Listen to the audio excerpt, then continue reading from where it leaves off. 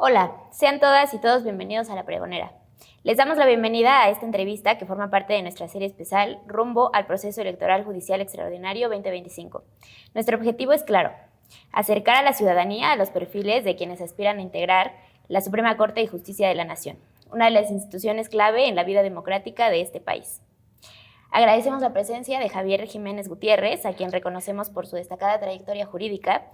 Actualmente participa como candidato para integrar la Suprema Corte de Justicia de la Nación, figurando con el número 52 en la boleta morada de la elección del próximo 1 de junio. Bienvenido, estás en un espacio de diálogo donde te puedes expresar de la manera en que tú quieras. Consideramos que tu experiencia y tus propuestas serán muy valiosas para nosotros. Escucharlas sin duda va a enriquecer nuestra comprensión sobre este tema y pues nada, es un honor contar con tu presencia. No, al contrario, muchas gracias por el espacio, es un placer platicar contigo y con tu auditorio.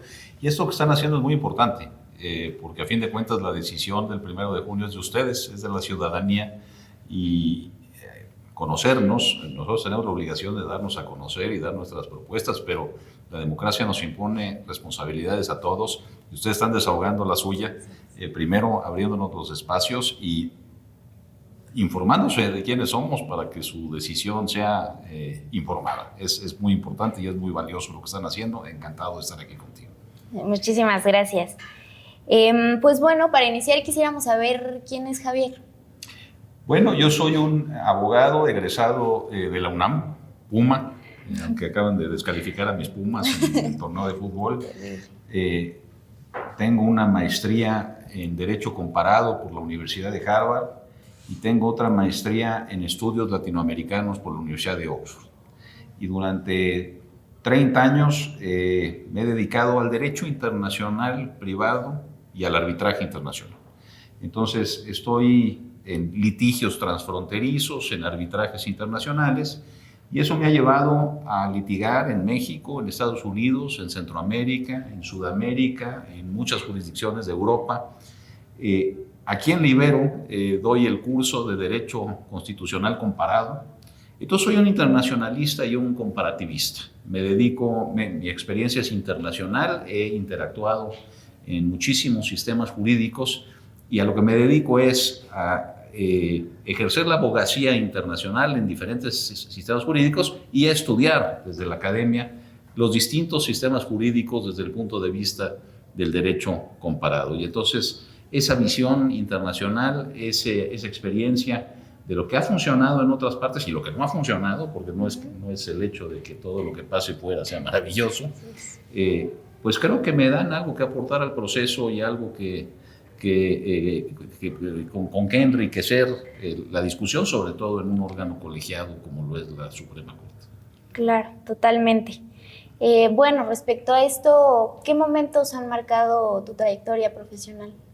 Pues decía don José Ortega y Gasset, uno de los grandes filósofos, él decía: yo soy yo y mis circunstancias, ¿no? Todos somos producto de nuestras circunstancias. A mí me marcó mucho el hecho de que yo salgo de la universidad en 1993. 1993 es el año en el que se firma el Tratado de Libre Comercio. Entonces, el tema era la internacionalización. Antes, un abogado, si se iba a hacer una maestría al exterior, pues le preguntaban: ¿para qué te vas fuera si tú quieres ser abogado mexicano? ¿Para qué vas a estudiar las leyes de otros lados, ¿no? Y era una pregunta, digamos, legítima, porque el derecho era un fenómeno muy local. Solo las grandes empresas en los grandes negocios hacían operaciones internacionales. Pero eso ha cambiado. Desde 1993, la modernidad nos ha vuelto a todos internacionales. Por ejemplo, hoy imagínate una operación en donde una señora en España compra una guitarra usada a un señor en México. La guitarra fue obviamente hecha en Paracho, tenía que ser en Michoacán. La compra en internet por un sitio web americano y la manda por un sistema, un servicio de mensajería francés. Sí. Entonces, es una operación a lo mejor de $50, pero que tiene enormes elementos internacionales. Entonces, la verdad es que la modernidad nos ha internacionalizado. Ya todos somos internacionales, ya operaciones muy pequeñas pueden tener un alto contenido de problemas jurídicos, de conflictos de leyes. Entonces, yo percibí eso cuando salí de la Facultad de Derecho en 93, que el mundo la modernidad nos estaba internacionalizando a todos. Y entonces decidí pues encaminarme por el sendero de la internacionalización, aprender otros sistemas jurídicos, aprender otras tradiciones jurídicas. Estados Unidos y México tienen dos tradiciones jurídicas completamente distintas y compararlas. Y creo que ha sido muy enriquecedor, creo que ha sido una carrera muy interesante, divertida, que he disfrutado y he padecido, porque como alguien dijo por ahí, la abogacía da para comer, pero quita el hambre, también se padece, pero ha sido un camino que yo he disfrutado enormemente y creo que he acumulado una experiencia que puede ser útil en el proceso y por eso estoy aquí. Claro, totalmente. Nos encanta escuchar eso. Muchísimas gracias por compartirlo. ¿Cómo consideras que ha influido tu paso por la Ibero en tu trayectoria profesional? Debo decir que la Ibero me acogió recientemente. Yo daba clases, he dado clases en otras instituciones, di clases en el CIDE durante muchos años, di clases en una universidad que creamos, un grupo de personas que se llama la Escuela de Derecho Ponciano Arriaga, di clases en la Universidad Panamericana y finalmente hace un año me invitaron a dar clases en la Ibero. Yo tengo como socio y amigo, un amigo entrañable y un socio al que admiro profundamente, al licenciado Santiago Corcuera, que ha dado clases aquí en la Ibero muchísimo tiempo. Es un gran profesor de derechos humanos. Él se dedica a los derechos humanos, es un gran defensor de los derechos humanos. Y entonces, cuando se dio una circunstancia en donde dejé de dar clases en la Universidad Panamericana, dijo, oye, te fichamos, vente a la Ibero. Y la verdad es que me he sentido en casa. Me han acogido, me he sentido, pues eso, en casa. Ha sido una gran experiencia, he sentido de la Ibero, he recibido una gran hospitalidad, y el curso que ya estamos acabando, porque estamos llegando a fin de semestre, yo lo disfruté muchísimo, no sé mis alumnos, pero yo ya es otra historia muchísimo. Eso. Okay. Entonces, pues muy contento y muy agradecido con la Universidad Iberoamericana. Muchísimas gracias. Bueno, aquí va una pregunta un poco frontal. Muy bien. ¿Te sientes capacitado para asumir la responsabilidad que conlleva ser ministro de la Suprema Corte de Justicia? Es una altísima responsabilidad. Y yo me he entregado al derecho en cuerpo y alma. Pero nadie está sobrado para ser ministro. Es de esos trabajos que parece que le quedan grande a cualquiera. Ahora, yo creo que he transitado por la profesión, que he acumulado experiencias y que, sobre todo, siento la responsabilidad de un cargo como el de ministro o ministra de la Corte. Yo no sé si tú hayas algún día visitado la Corte. Se pueden hacer visitas y una de las cosas que explican es que la toga que usan los ministros está hecha de una tela muy pesada. Y está hecha de una tela muy pesada, no es coincidencia, es un símbolo. Es para que cada que se la calce la ministra o el ministro se acuerde del gran peso de la responsabilidad que asume.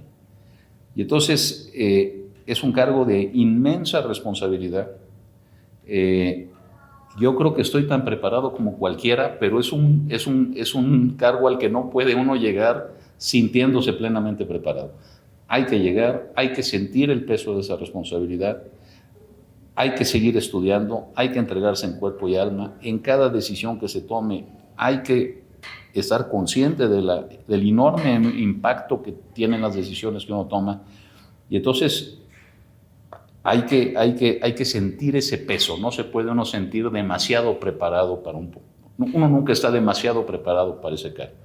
Y entonces siento que tengo una experiencia que puede aportar, pero llego a este proceso también con una gran humildad en el sentido de que si salgo electo, tengo que entregarme en cuerpo y alma y sin más límites que el de mis capacidades personales, y eso lo haré porque siento el peso de esa responsabilidad.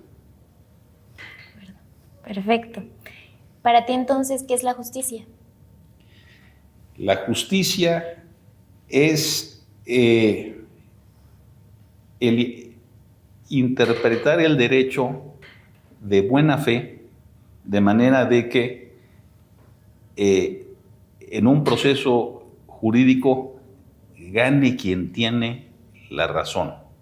Uno de los puntos que yo he hecho de mis planteamientos y de lo que he aprendido de otros sistemas que no tienen tan marcado un defecto que creo que tenemos nosotros, es que necesitamos una justicia más sustantiva. ¿Qué quiere decir una justicia más sustantiva? Más preocupada por el fondo de los problemas y no por la forma. En México tenemos, en nuestra judicatura, tenemos un defecto, y no solo en la judicatura, realmente en nuestra cultura jurídica, tenemos un defecto que es el formalismo exacerbado. Y las cuestiones formales son importantes, hay ciertas reglas de procedimiento que son muy importantes para cuidar el debido proceso, que un procedimiento sea justo. Pero una vez que se cumplen esas reglas mínimas de procedimiento, lo importante es el fondo del asunto. Y aquí muchas veces en los procesos le damos más importancia a la forma que al fondo. Entonces, ¿cómo le explica uno a un ciudadano que tenía razón, pero perdió porque el poder estaba mal redactado, o porque el artículo estaba mal citado, o por un error de forma? Y hay jurisdicciones, aquí es donde mi experiencia internacional creo que sirve, donde no pasa eso, o por lo menos no pasa en forma tan marcada, donde sí han entendido. Yo una de las cosas a las que me dedico es el arbitraje internacional. El arbitraje es son juicios privados realmente a los que acuden generalmente las empresas, cuando dicen no podemos estar en un procedimiento judicial en los tribunales del Estado atrapados por años, entonces hagamos un juicio privado y nos comprometemos a respetar lo que en ese juicio se diga. Eso es el arbitraje.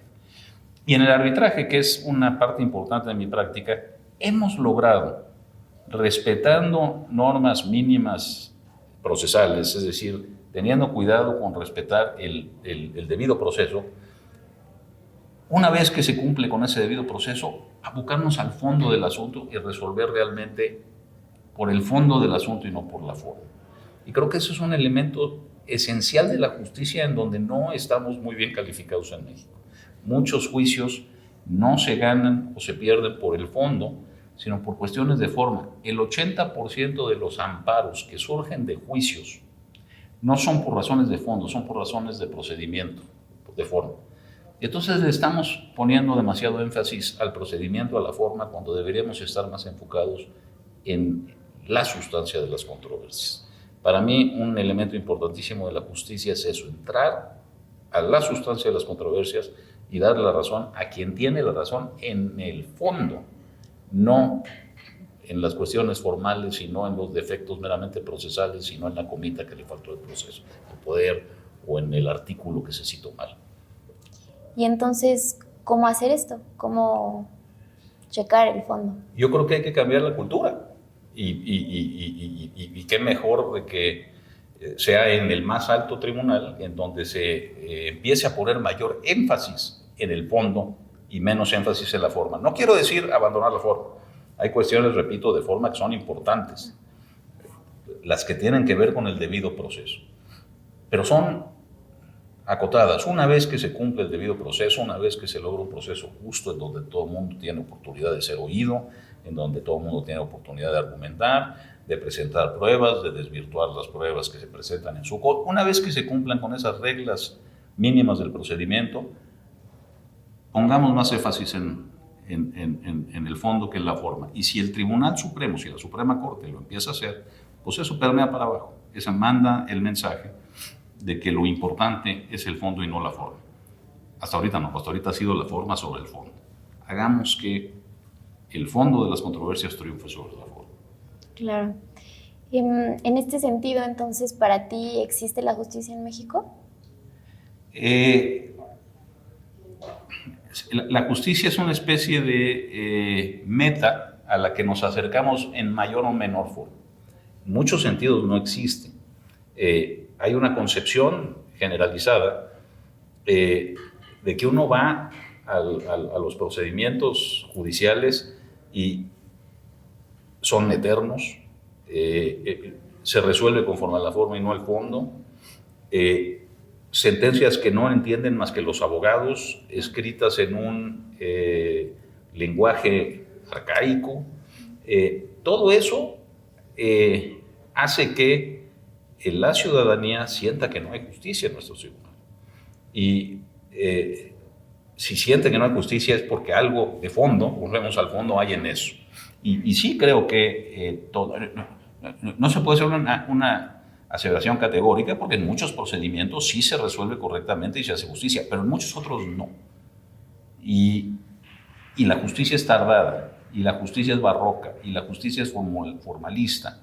Y entonces no tenemos una judicatura ahorita que sea un instrumento al servicio de una justicia o del estándar de justicia al que deberíamos aspirar. Entonces, creo que este proceso da oportunidades, también implica riesgos, pero da oportunidades. Y las oportunidades que yo veo es trabajar en eso y en otros aspectos que creo que también podemos mejorar. ¿Cómo acercar entonces a la población a la Corte? Primero, la población se debe acercar a la Corte, pero más importante, la Corte se debe acercar a la población. Y empieza por cambios relativamente sencillos, aunque una inercia jurídica puede hacerlos no tan sencillos, que es, por ejemplo, escribir mucho más, en lenguaje mucho más sencillo y mucho más claro.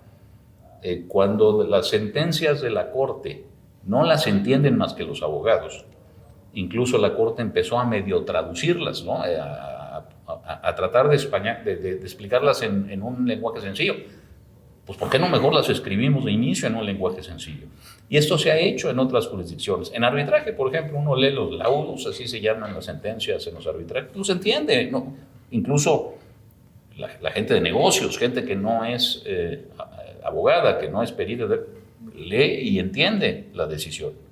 En cambio, nuestras sentencias judiciales no las entienden. Los abogados tenemos culpa de esto. Por ejemplo, hay una medida precautoria. Es una medida que se dicta solo mientras dura el procedimiento en los amparos, que se llama suspensión definitiva. ¿Has oído hablar de las suspensiones definitivas en los juicios de amparo? Bueno, fíjate. Es una medida precautoria. O sea, solo dura mediante el procedimiento. Entonces es una medida temporal. Pero los abogados le llamamos suspensión definitiva. Solo los abogados le llamamos suspensión definitiva a una medida que es temporal, ¿no? Así de contradictorios somos. Y bueno, pues las personas que por no haber estudiado derecho conservan su sentido común, pues dicen, estos están locos, ¿no? Entonces tenemos que acercarnos con cambios como eso, empezar a hablar en forma mucho más sencilla y empezar a redactar las sentencias de forma mucho más sencilla. Y empezar a decidir las controversias, resolver las controversias en base al fondo y no en tecnicismos procesales y formalismos. Eso nos va a acercar mucho a la ciudadanía y es indispensable que la ciudadanía sienta que la judicatura es confiable. Sin una judicatura confiable es muy difícil avanzar como sociedad, es muy difícil imaginar un país con un futuro brillante si no se tiene fe en sus cortes. Claro. Entonces, ¿cuál consideras que es el papel de la Corte en un sistema democrático como el que vivimos? La pregunta es muy interesante porque hay cosas que debe hacer la Corte y hay cosas que no debe hacer la Corte. Tú hablas de un sistema democrático, vivimos en un sistema democrático, pero también vivimos en un sistema de división de poderes, en donde las facultades de los poderes, las competencias de los poderes están debidamente acotadas. Y hay dos discusiones que son muy distintas. Una es la discusión política, la discusión de conveniencia política. ¿Para dónde nos conviene ir como país? ¿A la izquierda o a la derecha? ¿Privatizar o nacionalizar? Todas estas discusiones, esas son del ámbito de la política, del diseño de políticas públicas, y esas deben surgir de los procesos legislativos, donde interviene el legislativo y el ejecutivo, no de la Corte. La Corte no se debe de intrometer a la discusión política. La discusión política tiene sus propios mecanismos, tiene sus propios canales, tiene su propia naturaleza. ¿Qué le corresponde a la Corte? Una vez que se toma una decisión de política pública, la Corte tiene que revisar la legalidad y la constitucionalidad de esa decisión de política pública. Y básicamente en 3 áreas. Toda política pública tiene que respetar 3 principios fundamentales: el principio de división de poderes, el principio de federalismo y los derechos humanos. Entonces, ¿qué le corresponde a la Corte en un sistema democrático? Revisar que las políticas públicas que se derivan de los procesos legislativos de los otros poderes o de cualquier acto de gobierno no vulnere federalismo, división de poderes o derechos humanos. Es lo único. ¿Cuál es el riesgo? Que la Corte no entienda esa frontera y se meta al debate político, que la Corte se politice. Ese es el gran riesgo. Que no entienda que no está para discutir si nos vamos a la izquierda o a la derecha, o si hay que hacer este proyecto de política pública o no hay que hacerlo, etc. Eso le corresponde al proceso político. Hay una diferencia muy importante entre el debate político, la discusión política, que no le corresponde a la Corte, le corresponde a los otros poderes, y la discusión de legalidad y constitucionalidad que le corresponde a la Corte y al Poder Judicial. Debe ser un guardián del principio de federalismo, el principio de división de poderes y los derechos humanos.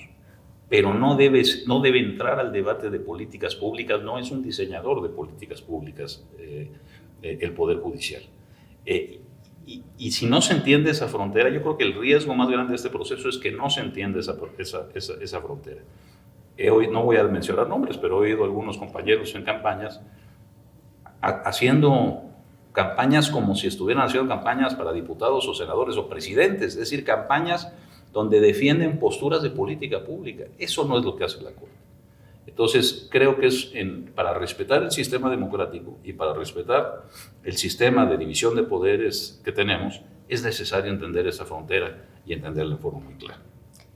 ¿Por qué estamos tan confundidos entonces? ¿Es falta de información? Parte de la confusión surge de este proceso mismo.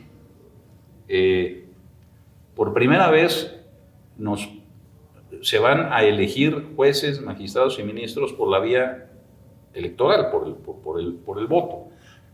Y entonces a los candidatos nos piden que hagamos campañas. Pero lo que no se ha explicado suficientemente bien es que no son campañas políticas. Sí son campañas, tenemos que darnos a conocer, pero no son campañas políticas. Por ejemplo, está prohibido que los partidos políticos intervengan. A nosotros no nos postula ningún partido político. Yo no soy militante de ningún partido político. Tengo simpatías o antipatías con determinadas posturas de política pública como todo ser humano. Pero no soy parte del reto que me ha significado este proceso, es que me piden hacer campaña, a mí que no soy político y no sé hacer campaña, entonces lo estoy haciendo como Dios me da a entender, porque no soy político, nunca en mi vida había hecho una campaña. Entonces, la estamos haciendo como Dios nos da a entender, pero estamos en este proceso nuevo en donde creo que la autoridad lo tiene claro, la autoridad electoral, por eso dice que los partidos políticos no se metan, porque no es una campaña política, y en las reglas no podemos hacer mantas, no podemos, no es una campaña política, y creo que la autoridad lo tiene claro, pero no lo ha sabido explicar lo suficientemente bien a la ciudadanía. Entonces, por ejemplo, a mí hay gente que me dice, bueno, ¿cuáles son tus promesas de campaña? Pues es que en esta campaña no debería haber más que una promesa: aplicar el derecho con honestidad, conocimiento, objetividad e independencia. Yo no te puedo prometer más que eso, porque no estoy luchando por un puesto político en donde te prometa llevar a la nación por un camino o el otro, si nos vamos a la izquierda o a la derecha, si nacionalizamos o privatizamos, si hacemos una obra pública o la otra. Eso es político. Y eso no lo ha creo que no lo tenemos tan claro, y creo que a la autoridad, creo que lo tiene claro la autoridad, pero no lo ha explicado con suficiente claridad. Incluso creo que hay candidatos que tienen esa confusión. Hay candidatos que tienen un perfil más político que jurídico, y parece que están diciendo que van a llegar a la Corte a avanzar una agenda política. Eso es muy peligroso. Todos tenemos posiciones personales, todos los seres humanos, y todos tenemos antipatías o simpatías con determinadas agendas políticas. Pero cuando uno llega a la Corte debe dejar todo eso de lado. Cuando se discutió en la Corte el tema de matrimonio igualitario, un ministro, me parece que fue el ministro Franco, dijo algo que a mí me gusta mucho. Dijo: yo tengo mis posiciones personales sobre el tema, pero entiendo perfectamente bien que nadie me está preguntando mis posiciones personales. Me están pidiendo que aplique el derecho. Y a mí esa frase me gusta mucho porque refleja a la perfección lo que tiene que hacer un juez. Y entonces es importante que quien llegue a la Corte sea un jurista, no un activista político, y entienda que no llega a la Corte a imponer posiciones personales o avanzar agendas políticas, que llega a la Corte a aplicar el derecho, y aplicarlo en forma muy concreta. Revisar que en los asuntos que se presentan a su decisión se respeten los principios constitucionales: división de poderes, federalismo y derechos humanos. En América Latina, hasta hace muy poco, solo Bolivia elegía a sus jueces por voto tras su nueva constitución, que fue reformada en el 2011. En Estados Unidos, los jueces federales son designados por el presidente y aprobados por el Senado. En Suiza se opta por una elección parlamentaria, aunque algunos cantones utilizan el voto ciudadano. En Japón se combinan ambos modelos y el Ejecutivo nombra a los jueces de la Suprema Corte, pero deben ser ratificados también por votación cada 10 años. Ahora, bajo esta lógica, ¿es viable entonces que la elección popular de jueces funcione de manera efectiva en México, considerando experiencias como la de Estados Unidos, la de Japón? Sí, fue curioso, lo oí con mucha atención cuando usted dijo en Estados Unidos los jueces federales, porque efectivamente habló de los federales, pero los locales hay muchos que son electos por voto, sí, ¿no? Sí, Estados Unidos tiene un gran federalismo. O sea, el derecho federal es muy limitado y el derecho local es muy amplio. Y hay muchos estados en donde los jueces son electos por la vía democrática. Entonces, en Bolivia son electos por la vía democrática, en Estados Unidos, en Japón, bajo ciertos sistemas híbridos. O sea, sí hay sistemas en donde las elecciones de jueces funcionan. Ahora, tienen sus riesgos. Yo soy un creyente de las democracias participativas. Yo soy un creyente de que a la larga las democracias participativas llevan a sociedades más equitativas. Oxfam, una organización con sede en Oxford que se dedica a analizar el impacto de políticas públicas, tiene estudios que establecen una correlación casi perfecta entre el grado de participación de la ciudadanía en las tomas de decisiones importantes y el grado de equidad en la sociedad. Entonces, parece que yo sí creo que a la larga la democracia participativa, la intervención de la sociedad por la vía democrática, por la vía electoral en la toma de grandes decisiones conlleva a sociedades más equitativas. Ahora, tiene sus riesgos y es muy complicado. Este proceso que estamos viviendo, por ejemplo, implica grandes complejidades. Estamos eligiendo muchos cargos al mismo tiempo, cargos de distinta naturaleza, algunos muy especializados. Por ejemplo, le estamos pidiendo a la ciudadanía, aquí en la Ciudad de México, que elija, por ejemplo, a un juez concursal. ¿Qué porcentaje de la ciudadanía entiende que es un concurso mercantil, ¿no? Es un tema técnico que hay que tener cierto conocimiento. Entonces, sí creo en las democracias participativas y sí creo que puede funcionar, pero requiere mucho trabajo de mucha gente. Requiere trabajo nuestro, de los candidatos, que tenemos que darnos a conocer y en forma clara y en forma... si llego aquí a hablar como abogado y nadie me entiende y a llamarle suspensión definitiva a una medida cautelar, no lo logro. Tengo que tratar de explicar las cosas de manera de que me entiendan quien no sea perito en derecho, ¿no? Entonces, esa es una obligación en los candidatos. Hay una obligación en las autoridades electorales que tienen que organizar este proceso muy complicado en muy poco tiempo. Creo que hay una obligación de las instituciones académicas. Creo que la Ibero la está solventando de manera ejemplar. Esta es la segunda invitación que me hace a explicar mis ideas. Están creando un foro, un observatorio ciudadano que va a ser muy importante, no solo para el proceso, sino para darle seguimiento a lo que venga después, y el escrutinio ciudadano va a ser muy importante a partir de lo que surja de este proceso. Entonces, no solo el Ibero, otras instituciones hemos estado, me invitó el CIDE, hemos estado en la Universidad Panamericana, distintas universidades han cumplido con esta obligación. Luego también le impone una obligación muy onerosa a la ciudadanía, porque es muy importante que la ciudadanía vote en forma informada, y eso implica tarea, implica revisar perfiles, etcétera, etcétera, y es trabajo, ¿no? Y entonces creo que sí puede funcionar a la larga. Sí creo en las democracias participativas, sí creo en la participación activa de la ciudadanía en la toma de decisiones importantes, pero también acepto que tiene retos, y entonces este proceso puede salir bien o puede no salir bien, y si no sale bien va a ser muy dañino para México. Entonces, ¿qué nos queda sino poner todo de nuestra parte para que salga bien? Y es lo que estoy tratando de hacer yo, ¿no?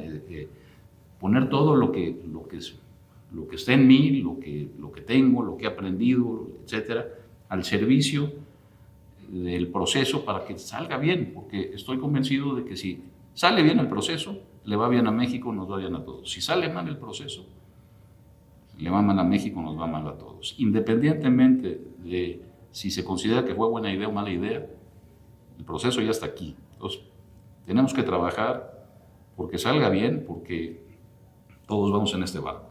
Entonces, tenemos que poner todo de nuestra parte para que el barco llegue a buen puerto. Totalmente de acuerdo. Entonces, ¿podrá este nuevo mecanismo realmente consolidar la democracia o terminará debilitando la independencia judicial? ¿Qué piensa Javier Jiménez? Esa es la gran pregunta. ¿El barco puede llegar a buen puerto o puede naufragar? ¿De qué depende? Pues depende de quién sea electo. Si elegimos juristas, independientes, honestos, hay grandes oportunidades de cambios positivos. Si elegimos activistas políticos o gente sumisa a cierta agenda política, etcétera, va a ser muy difícil que esto llegue a buen puerto. Entonces, ese es el gran riesgo del proceso, y ese es, si algo quisiera yo transmitirle a su audiencia, es ese sentido de importancia y de urgencia, de que sí vale la pena hacer nuestra investigación y votar por gente honesta, independiente, diligente, ponderada, los atributos que buscamos, porque si no tenemos una corte honesta, independiente, ponderada, el daño para el país puede ser muy grave. Totalmente. ¿Cuáles son entonces sus propuestas concretas si llegas a la Suprema Corte? Pues otra vez, uno no puede hacer promesas de campaña porque no está en una campaña política. Claro. Mi única promesa de campaña es de llegar a aplicar el derecho con conocimiento, con estudio, con independencia, con honestidad. Esa es la única promesa. Ahora, sí creo que puedo colaborar a lograr mejoras en la judicatura. Una ya la platicamos, que es una judicatura más sustantiva. ¿Cuáles son otras? A mí me gustaría también colaborar para lograr una judicatura más constructiva. ¿Y a qué me refiero con constructiva? Creo que debe haber un cambio no solo en el Poder Judicial, sino en la cultura jurídica. Los abogados tienen que empezar a entender algo que creo que no han entendido, que es que su trabajo no es ganar juicios, es resolver problemas. ¿Cuántas veces no se gana un juicio? Se le levanta la mano a alguien como si fuera una pelea de box, en victorias pírricas, victorias formales, en juicios en donde la sentencia no se puede ni ejecutar. Entonces se pasó mucho tiempo en un juicio. Hay un ganador formal, pero no se resolvió la controversia, no sirvió de nada, la sentencia no se puede ni ejecutar, solo sirve para enmarcarla y colgarla en la oficina de un abogado. Eso no le sirve a nadie. Tenemos que, desde el Poder Judicial, trabajar más, ser más constructivos en resolver las controversias. Y hay sistemas que lo han hecho. En arbitraje, por ejemplo, que es a lo que yo me dedico, menos de la mitad de los arbitrajes que se inician llegan al laudo. O sea, más de la mitad se arreglan en el proceso. Hay jurisdicciones estatales, tribunales estatales en donde pasa lo mismo. En Estados Unidos, por ejemplo, menos de los juicios que se inician llegan a sentencia, porque hay un arreglo en el proceso. Entonces, son judicaturas que han sabido, ahora sí que citando a la sabiduría popular y mejorándola, dice la sabiduría popular, más vale un mal arreglo que un buen pleito. No, más vale un buen arreglo que un mal pleito. Y entonces, si los abogados entienden esto y construyen soluciones, podemos realmente resolver los problemas y no perder el tiempo en juicios en donde se pierde tiempo, dinero y esfuerzo y no se resuelve nada. Yo siempre he dicho que un abogado, cuando inicia un litigio, debe de iniciar paralelamente 2 negociaciones. Una con la contraparte y una con su propio cliente. Porque el abogado tiene la obligación de traer a su cliente al campo de la razonabilidad, a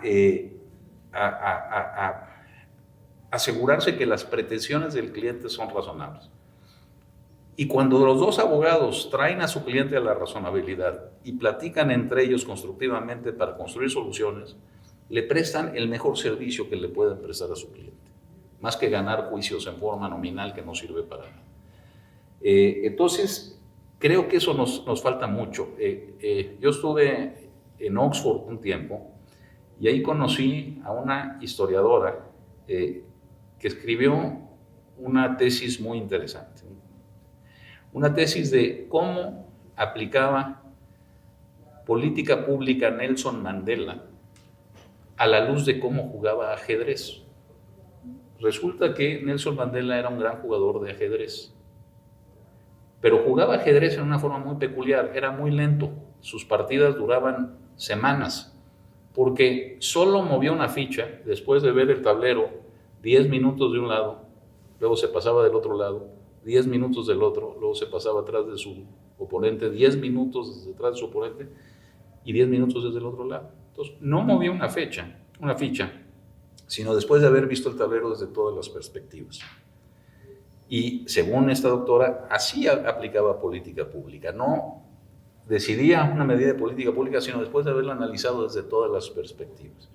Y es algo que nos falta hacer en la judicatura, y la verdad es que como sociedad, porque muchas veces un litigio o un debate de política pública no es una confrontación entre una idea que está bien y una idea que está mal. Muchas veces es una tensión entre 2 posturas que están viendo un mismo problema desde diferente perspectiva. Entonces, si nos aprendemos a poner en los zapatos de nuestra contraparte y empezamos a ver los problemas con ese perspectivismo, podemos entendernos y construir soluciones. Y siempre la construcción de soluciones va a ser mucho mejor que juicios larguísimos en donde muchas veces no ganan más que los abogados.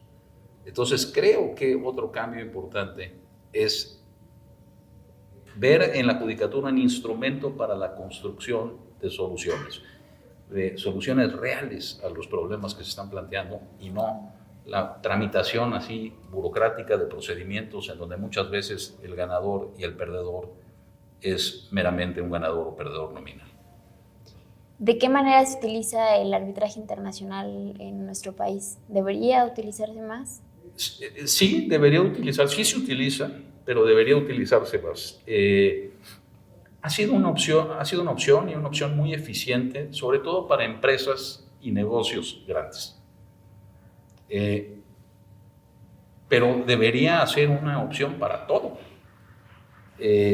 Entonces sí lo hemos utilizado en el caso de los negocios internacionales y de las empresas internacionales con mucho éxito, yo diría. Pero nos ha faltado llevarlo a todo tipo de experiencias jurídicas. Y creo que aquí ha sido un poco culpa de la judicatura y de la comunidad arbitral. La comunidad arbitral no hemos hecho en México ese esfuerzo. Una vez en Perú, Perú es un país en Latinoamérica que le ha apostado en una forma muy importante al arbitraje, y ellos han sido mucho más exitosos que nosotros en usar el arbitraje para todo tipo de controversias. Una vez visité Perú y me presentaron un proyecto que estaba implementando en una universidad, que era muy interesante. Tenían en una universidad similar a la Ibero un centro de arbitraje para asuntos de cuantía menor, para pleitos de vecinos, de que se construyó la barda más alta de lo que debería, o para temas locales y de cuantía menor. Entonces, dos vecinos en una controversia de esa naturaleza, o quien fuera que tuviera un pleito de cuantía menor, iban a este centro de arbitraje en esta universidad. Gratuitamente les asignaban abogados que eran estudiantes, siempre supervisados por un profesor. Entonces, la parte demandante tenía un equipo de abogados, de estudiantes supervisados por un profesor. La parte demandada tenía un equipo de estudiantes supervisados por un profesor. Y el árbitro era un profesor. Y desahogaban el arbitraje. Lo hacían en forma rápida, lo hacían en forma gratuita, lo hacían en forma independiente, lo hacían en forma honesta. Ganaba todo el mundo. Ganaban los vecinos, que tenían una forma civilizada y eficiente de resolver su controversia. Ganaban los alumnos, que tenían una experiencia práctica real en su universidad. Ganaba la universidad, ganaba todo el mundo. Entonces, son estas ideas que nos ha faltado implementar en México para llevar al arbitraje a todos los órdenes. Hablo del arbitraje, pero hay otros mecanismos alternos de solución de controversias, las tercerías técnicas. Si un problema es de naturaleza técnica, no jurídico, pues ¿para qué perderte el tiempo en un juicio? Vayamos con los colegios profesionales, el Colegio de Ingenieros Civiles, etcétera, y que desahoguen tercerías técnicas que nos ayuden a resolver las controversias en forma eficiente. La mediación es otro mecanismo al que deberíamos recurrir más, ¿no? Y muchas veces en otras jurisdicciones es la propia judicatura la que invita a las partes y a veces hasta empuja un poquito a las partes estos mecanismos, y en México no lo hemos hecho. Entonces creo que sí hemos utilizado en México el arbitraje y ha sido muy eficiente, pero solo en un área muy específica del derecho. Tenemos que llevarlo a todas las demás áreas del derecho, porque es un instrumento muy eficiente, es un instrumento que funciona en forma muy eficiente. Totalmente. ¿Por qué entonces debería interesarle a la ciudadanía este proceso?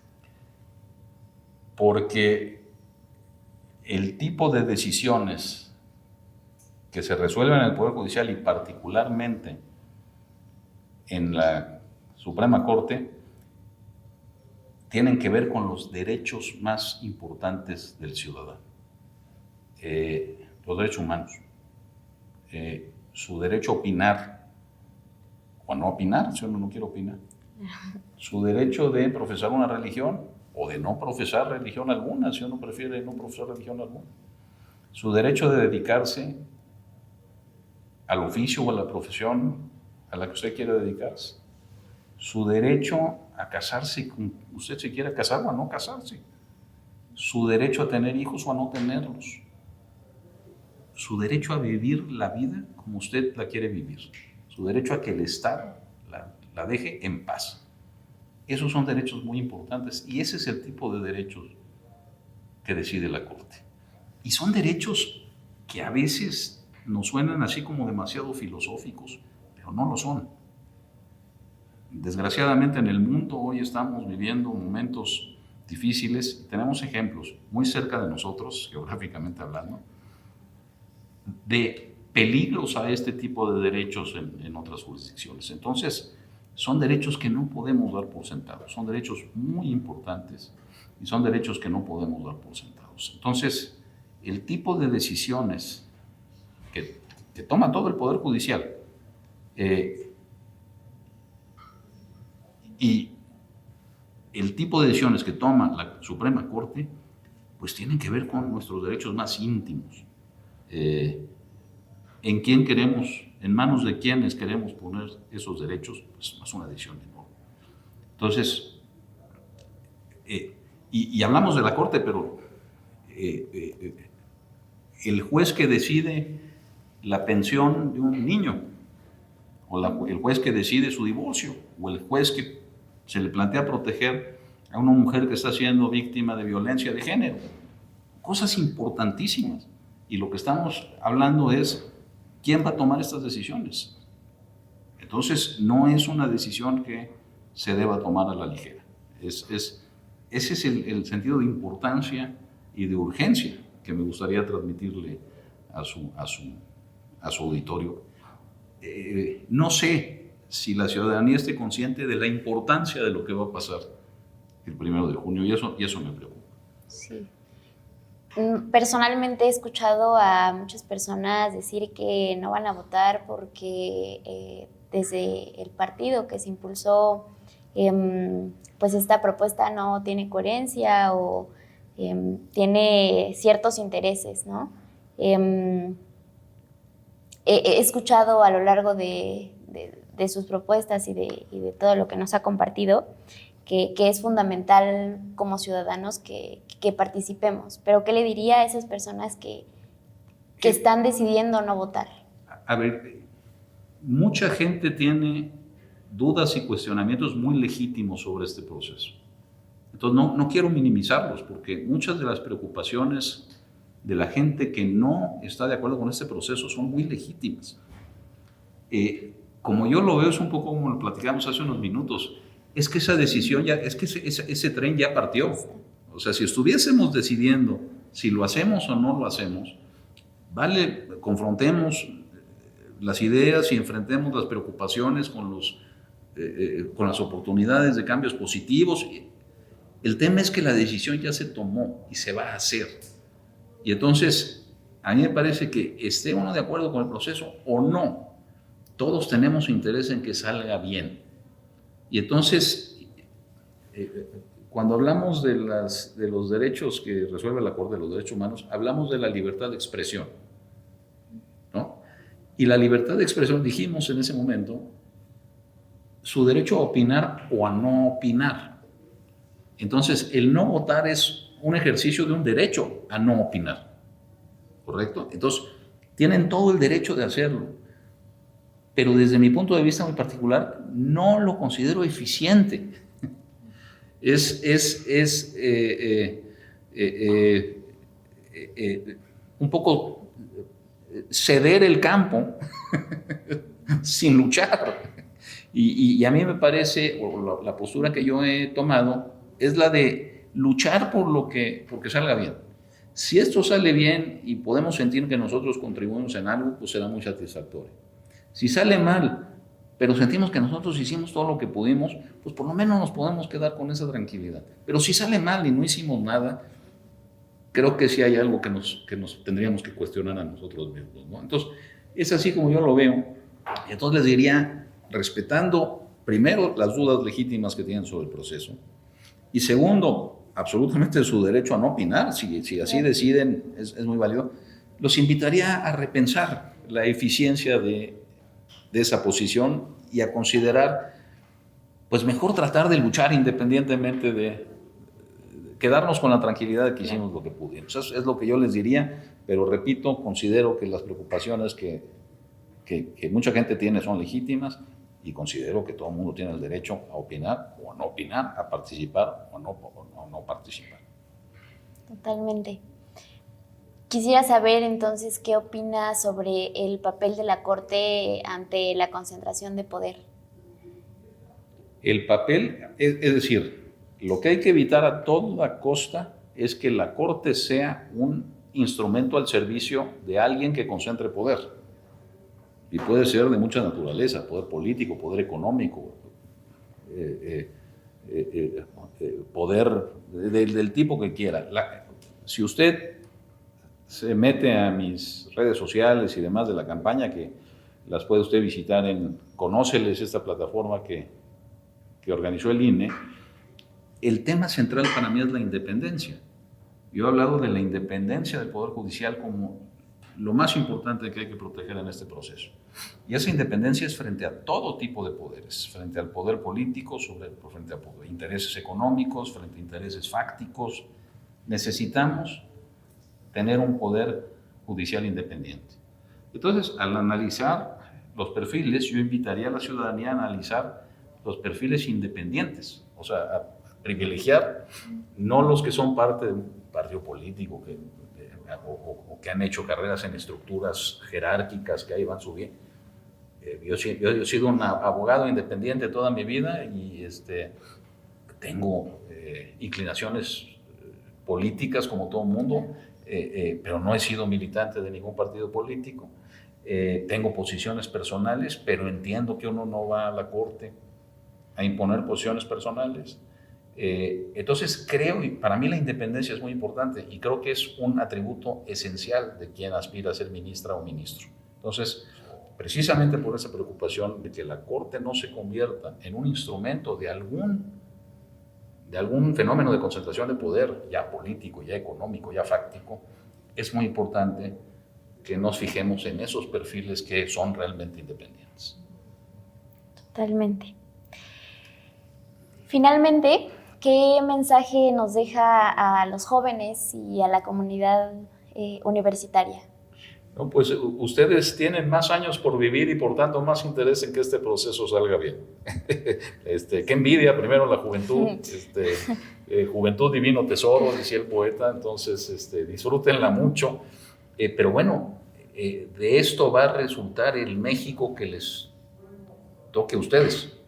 Y entonces ustedes más que nadie tienen un interés en que esto salga bien, ¿no?